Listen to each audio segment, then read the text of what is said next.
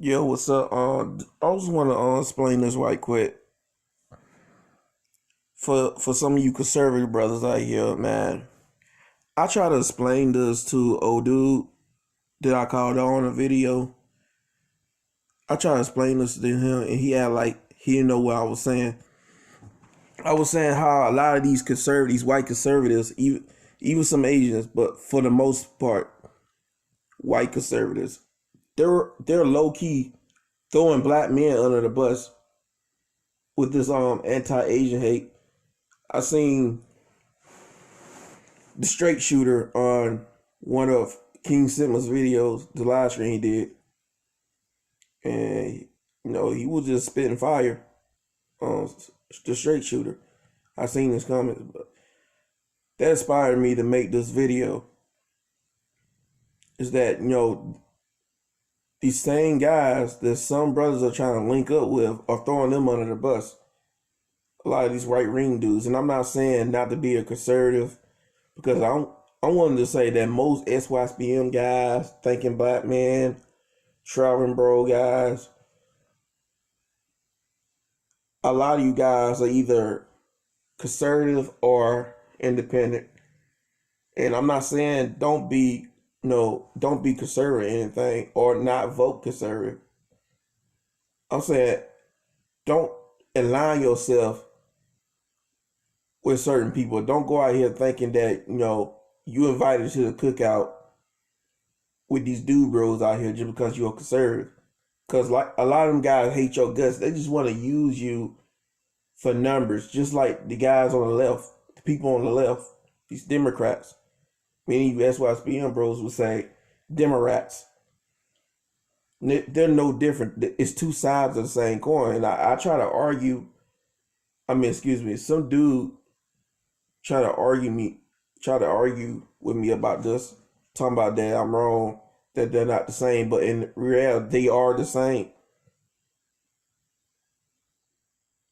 And I try to say this in one of my videos too, that the same guys, this right wing guys, they're throwing the same black men who voted for them in high numbers. They're throwing them under the bus. Those are the same black men they're throwing under the bus. American youths, based on a few widely circulated videos on social media. These articles argue that the media has engaged in subterfuge to protect the racial identity of the assailants. Let me read that sentence again, it's important.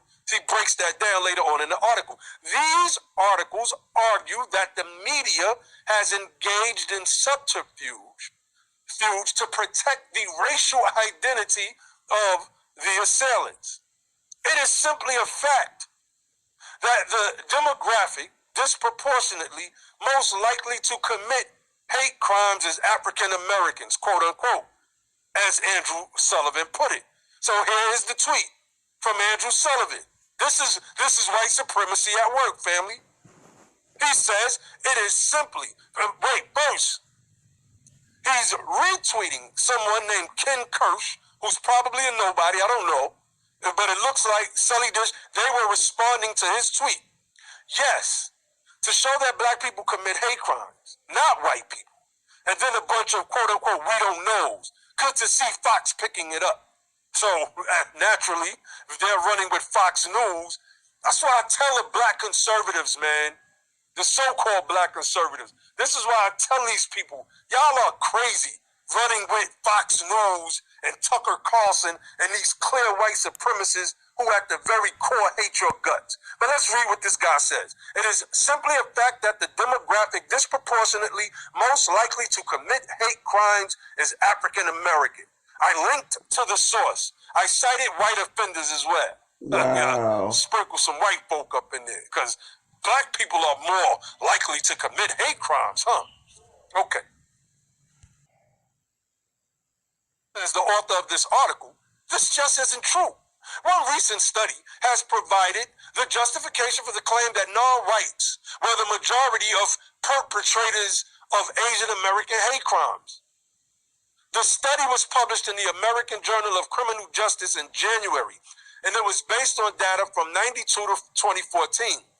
but the study clearly indicates that the identities of the perpetrators of hate crimes against Asian Americans are overwhelmingly white.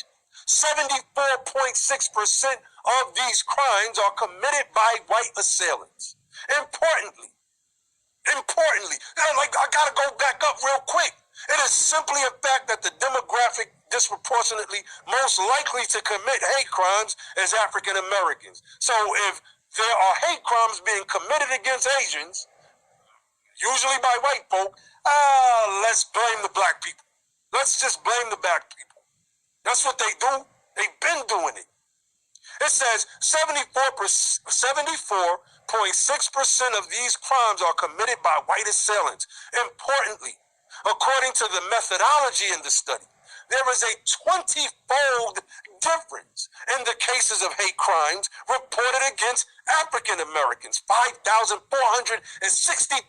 compared to Asian Americans, 329, which explains the large difference in percentage of non-white assailants by race.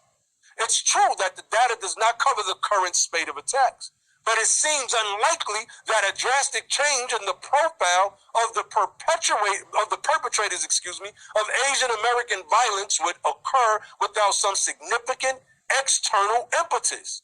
Some have suggested that the COVID-19 pandemic provided just such an external impetus, and yet the person who insisted on associating the virus with China, allowing the wrong and dangerous association to spill over to Chinese Americans, was President Donald Trump. Not exactly a hero among African American youths. Remember when George Floyd was murdered by that racist Derek Chauvin and protected by that Asian. These are the perpetrators of hate crimes. Y'all not dumping this stuff on us no more. Let me get through this. And just as there's no evidence to suggest that the majority of these attacks are being perpetrated by black Americans, there's no evidence to the other claim. One hears a lot, that the lack of initial attention to these crimes reveals that the mainstream media is not reporting these incidents in order to protect the racial identity of the attackers. This conspiracy theory proposes that the media is protecting African American men. An ironic claim, to say the least. If the media were doing such a thing, it would be the first time in history, historically, media representations of African American males, especially young men, have disproportionately portrayed them as criminals to disastrous effect. Think the Central Park case, family. Moreover, the idea that African Americans are being protected in this instance as perpetrators doesn't pass the red face test. Clearly, a few African Americans have engaged in this hateful behavior. I've seen the same videos everyone else has, but the identities of the assailants have been revealed. By what measure can we say they're being protected by the media? You see, there is no measure, is what this brother is saying in this article. Not only has the media not protected these assailants, but these videos of black youths maliciously assaulting Asian American elders have become the face of #Asian hate, giving the false impression taken up by writers in these articles that they are representative of the wave of violence without any real evidence to back it up. I mean, family, this brother is going in on this article. I mean, he is really going in. And, you know, I want to kind of, every sentence is clear, but I want to bring my brothers on to... Oh, snap. My phone fell.